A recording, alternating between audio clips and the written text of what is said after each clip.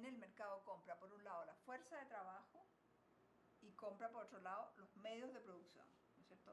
Medios de producción, que recuerden ustedes, se dividían en materias primas y instrumentos de trabajo. Además, estos instrumentos de trabajo sean los instrumentos directos que participan en la producción, como los medios de trabajo indirectos, como era el local, etc., ¿no?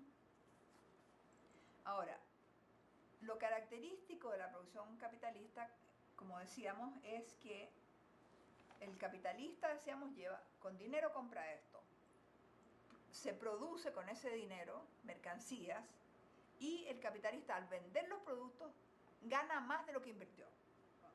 Recordemos que el valor de una mercancía está relacionado con la cantidad de trabajo incorporado a ella, ¿no? Y si una mercancía adquiere más valor porque se le ha incorporado a ella más trabajo, si una mercancía adquiere más valor es porque se le ha incorporado más trabajo. En el caso de decíamos, la camisa sin bordado y la camisa bordada. Al bordar la camisa, esa camisa vale más porque se ha incorporado más trabajo. Ahora, ¿podemos decir que a la camisa solo se le incorporó el trabajo de la costurera sobre la tela? ¿No? ¿Acaso la tela misma no fue el resultado del trabajo también de otros trabajadores? ¿No? Efectivamente, así es, ¿no?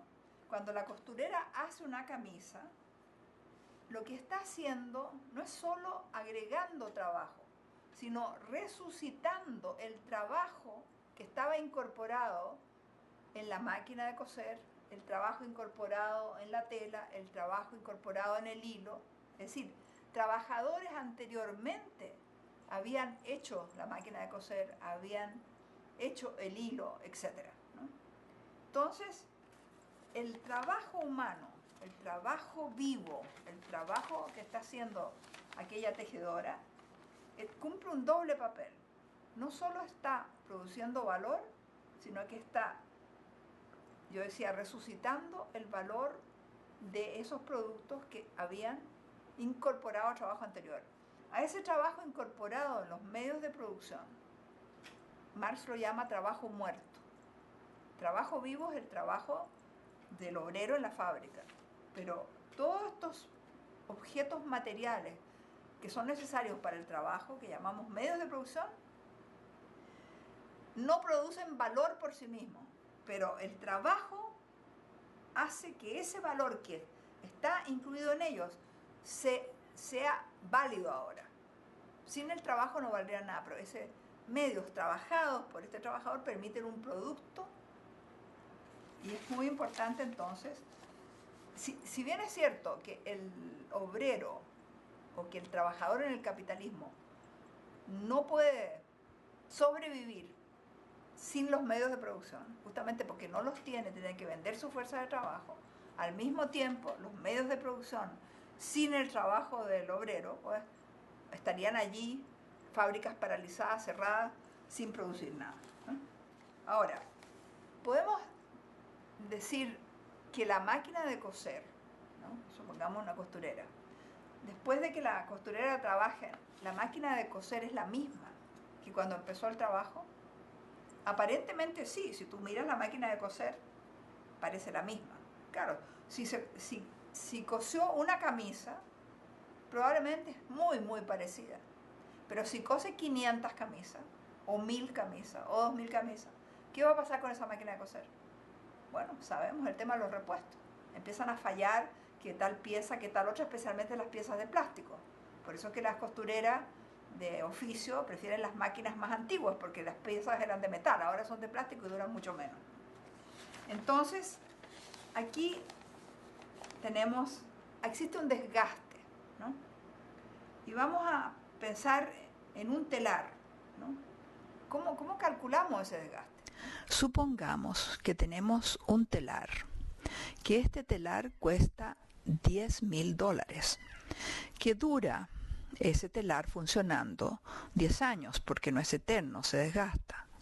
Eso significa que va perdiendo cada año la 10ª parte de su valor, es decir, $1,000. ese valor se va traspasando a la tela, ¿no? Entonces tenemos que calcular, en el caso supongamos que ese telar produce al año 5.000 metros de tela, ¿cuánto sería lo que se traspasaría del valor de la máquina a esa tela? El cálculo es la división entre el valor traspasado, que es 1.000, y el número de metros, los 5.000. Esa división nos da 20 centavos, ¿no?, traspasados a cada metro de tela. Por lo tanto, podemos ver que el trabajo vivo y los obreros traspasa poco a poco el valor de los medios de trabajo al producto, y no de una vez como en el caso de la materia prima. Volvemos a insistir entonces, los medios de producción no producen valor. Su valor solo puede ser traspasado al producto gracias al trabajo humano. Ese trabajo vivo resucita al trabajo muerto que llama Marx, ¿no? Y por lo tanto, cuando se hace el cálculo, tenemos que siempre calcular, especialmente los instrumentos, en todo lo que es instrumentos de trabajo, aún en el local, hay un deterioro del local, ¿no es cierto? Hay un deterioro del aparato que produce la calefacción, etc. Tenemos que incorporar una parte de ese desgaste, y muchas veces pasa con los artesanos, seguramente acá en Cuba que estamos haciendo esta charla, con los cuentapropistas que no saben calcular, entonces calculan cuánto le costó la tela, la aguja, etc., y no calculan en su costo de producción el deterioro, que es difícil de calcular, pero que es fundamental calcular, para poder entonces, pasados los 10 años, poder comprar otro telar, porque si no nos quedamos sin el medio de producción. Entonces, el trabajo es lo único que crea valor. Los medios traspasan, o sea, se traspasa el valor del medio gracias al trabajo, pero que la única mercancía que puede crear más valor es la fuerza de trabajo, ¿no? ¿Qué ocurre entonces con el trabajador, ¿no? Si la persona que trabaja, o sea, normalmente decíamos el artesano construyó unas sillas, se demoró 3 días en construirla, la vende y recupera un dinero que le permite sobrevivir, o sea, comprar lo necesario para sobrevivir esos 3 días, ¿no? Y que entonces normalmente cuando recupera el artesano lo que gastó para sobrevivir, etcétera, y las materias primas, por supuesto, no sigue trabajando, no tiene para qué seguir, no tiene necesidad de seguir trabajando. Ocurre lo mismo en el sistema capitalista. Bueno, realmente, si la persona que trabaja se limitase a producir el equivalente a su valor de trabajo y al valor de los medios de producción, ¿no?, el capitalista, si se limitase el capitalista a reproducir lo que gastó en medios de producción y en fuerza de trabajo, ¿para qué instalar una empresa? ¿Qué interés tendría el capitalista si solo recuperase lo que invirtió en fuerza de trabajo y en medios de producción, ¿no? El capitalista se mete en el negocio porque va a ganar más de lo que invierte, ¿no? Entonces, pero para poder ganar más, ¿cómo lo hace, no? Aquí, en este caso, el capitalista pagó al trabajador, le pagó un salario por 8 horas. Esa es la ley en ese país. En Europa ya son 6 horas, ¿no es cierto? Paga por 8 horas, ¿no?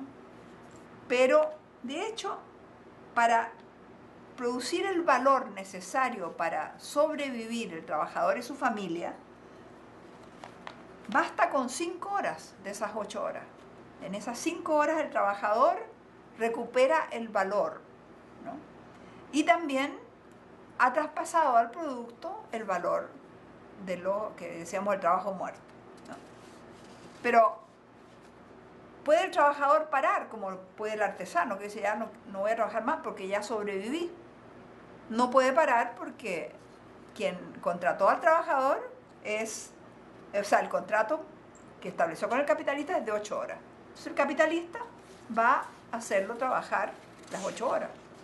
Y si en 5 horas el capitalista recupera todo lo que gastó, el obrero produce el valor para comprar los productos que necesita él y su familia, todo lo que hemos hablado, y además ha traspasado el valor de los medios de producción, las 3 horas restantes, el obrero sigue produciendo.